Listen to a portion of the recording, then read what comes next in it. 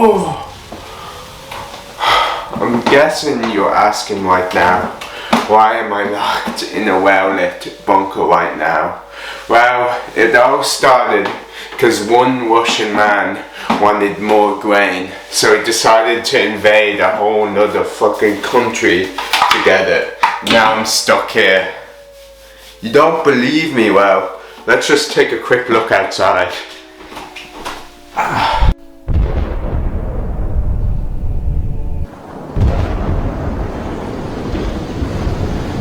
Now that's something I like to call geopolitics. I guess while we wait for this conflict to die down, let me tell you a story about my youth. Most specifically, the time I went to the Netherlands. Could even call it the land of weed. But more specifically in the Netherlands, this place, Groningen. I will tell you the story of my 7 days in this mystical student town called Groningen. Day 1. Day 1 of the trip started off as a pretty typical travel day, hearing the faint sound of shouting and getting your suitcase thrown at you in the early hours of the morning, and then being bungled into the taxi like you were being human trafficked to some rich guy's island. Anyway, after I survived the taxi ordeal, we managed to make it to the airport, and then we had security, which is every Irish person's worst nightmare. Because the thing about Dublin airport is it's not very advanced, so when you're going to security, you have to take out every technology you own, like your phone and all that nonsense. But the problem is, I take every possession I own when I go on holidays. So I probably have like a phone, a laptop, MP3 player, a camera, or just random bits and bobs, extension cord. So I have to like put that all out of my bag and then go. And then I always get caught in security. I think there's some sort of conspiracy, you know. Every airport thinks I'm like a threat, which is kind of sus. Then I tried to do some like guerrilla type filmmaking and photography. Like at the Starbucks, I just took like crappy photos of people and like videos of my dad sulking in the Starbucks because he was angry because we were a bit late for the taxi. Right. Finally, we made it on the plane, but the problem was, usually I love Ryanair because they're like the human traffickers of airplanes. They want to be so efficient, they want to get you out without being caught quickly. They're like, to your destination, don't care about you. You get treated like a possession more than a person. That's good because you get to places on time, but we were going in like a hurricane or like a big storm. It's a big stormy, so we got delayed an hour the plane. So yeah, to fill my time on the plane, I did like some recordings of like my mom sulking again. This time not my dad, because my mom like was tired of me annoying her. After we got off the plane, we went into Schiphol Airport. You don't know what Schiphol Airport is? It's the biggest airport, at least it feels like the biggest in Netherlands, which no mere mortal can get out of Schiphol Airport alive. It's like a labyrinth, you know. You're awarded a champion if you even get through this yoke, like without dying or suffering lifelong debilitating injuries from the trek of Schiphol Airport. Anyway, me and the family survived. That's all you gotta know. But we were rewarded with a Tesla. We were rewarded with a cab with a Tesla. I felt like a Mr. Beast video or a David Dover vlog in this taxi cab. Then we got to my mum and dad's hotel, and we met Kate and Edward, my sister and her boyfriend. We looked at the photos in the art gallery. I mocked them a bit, like, look at that. Like, I've seen better NFTs with more artistry than that yoke. Then we went to the candy store to get sweets. I got no footage of it because it rained.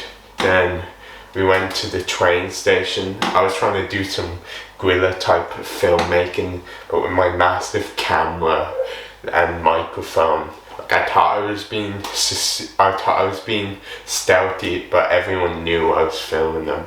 And then we got on the train, 3-hour ride. My sister studied. Me and Edward played a bit of Smash Ultimate to kill the time. Then we went home, said hi to the cats, then got pizza, and then we watched Borat, a masterpiece. Probably best movie I've seen in a while. And yeah, that was day one. Day two. Started off with a very special event because it was my birthday.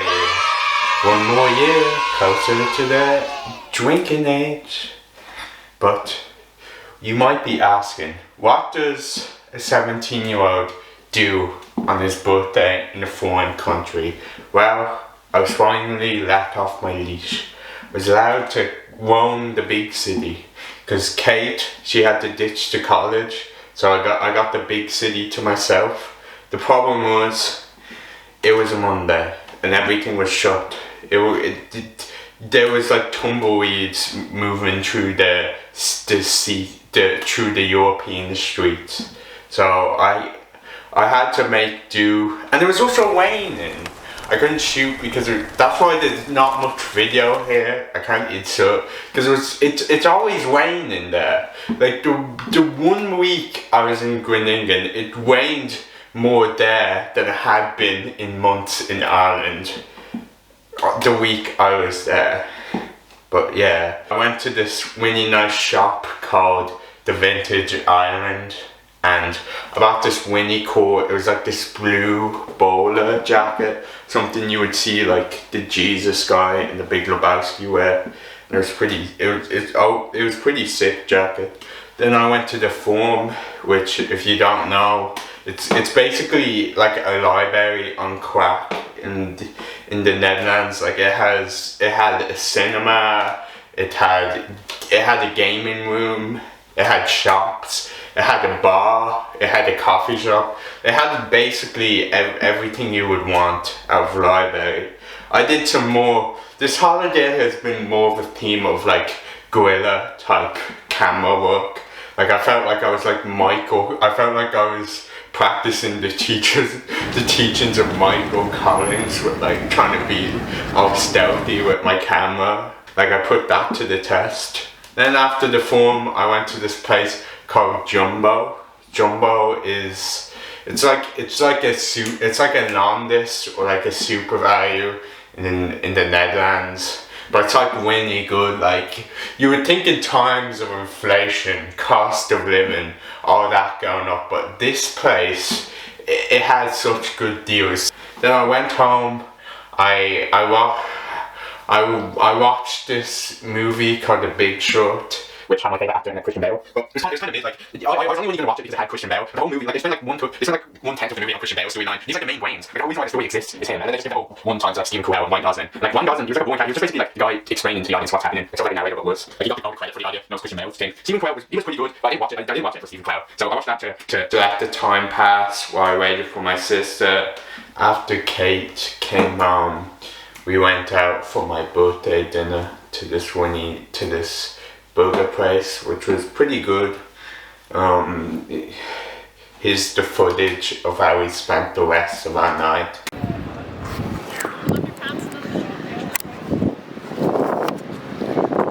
Hi. Hi.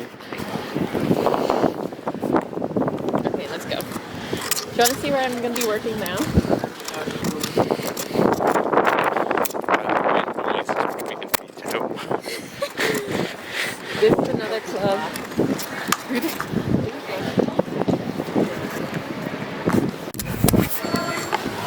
one of these.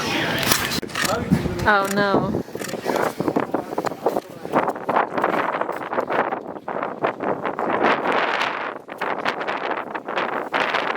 Okay.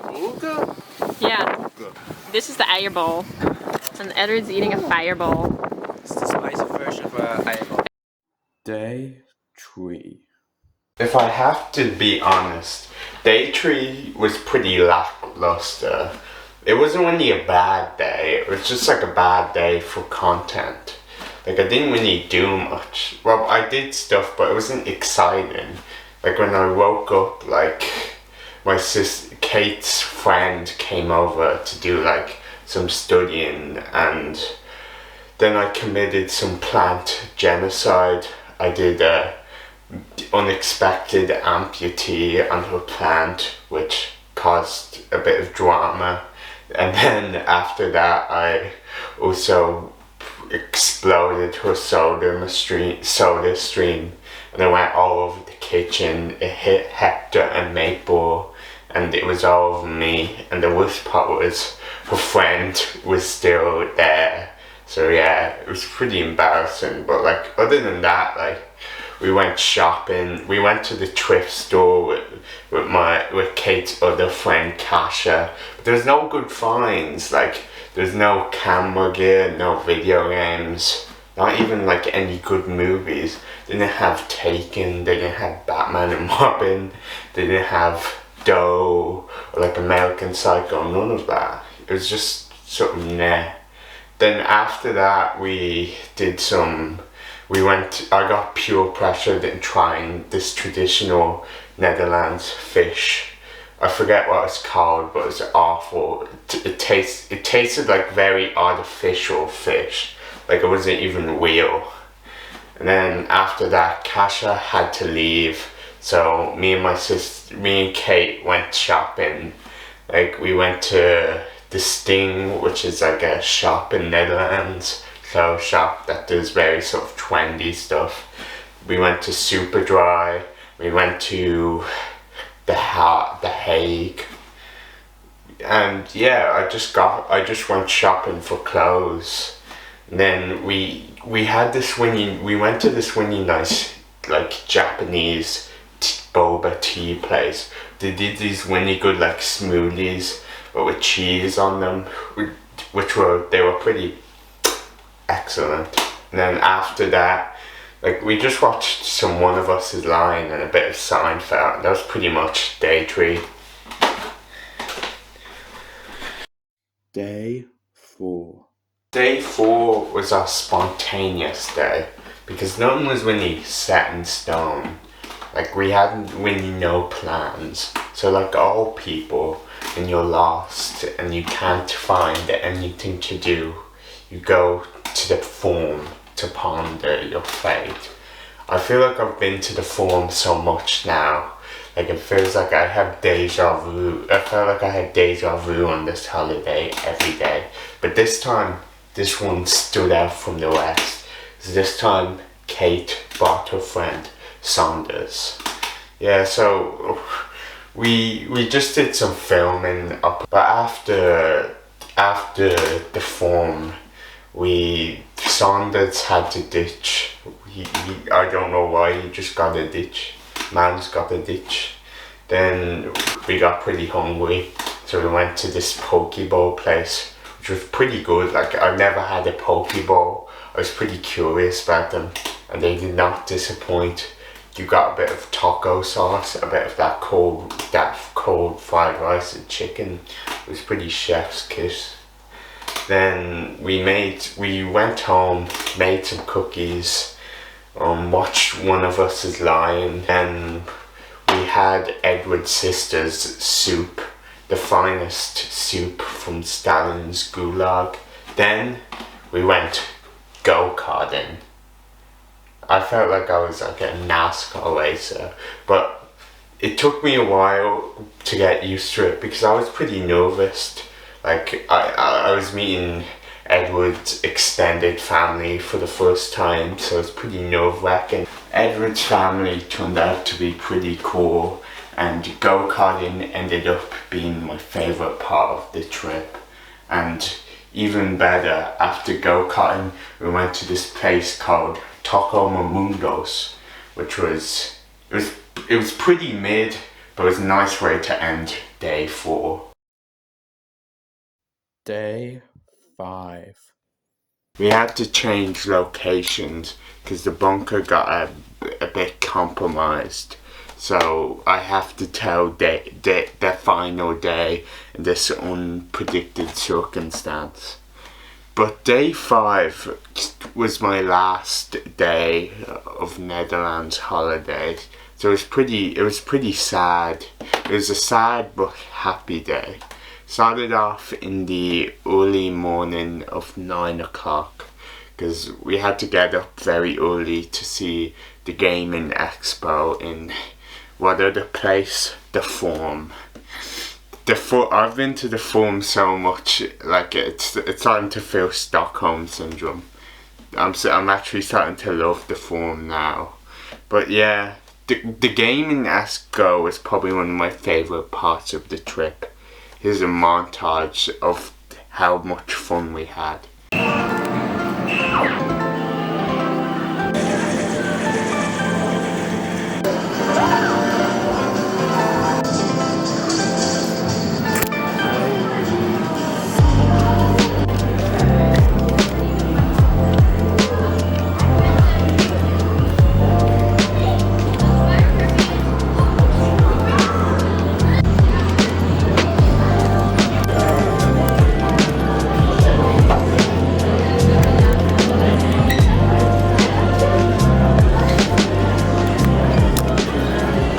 The Gaming Expo, me and Edward sort of had some me and Edward sort of had our trip to town on our own. We did a bit of shopping.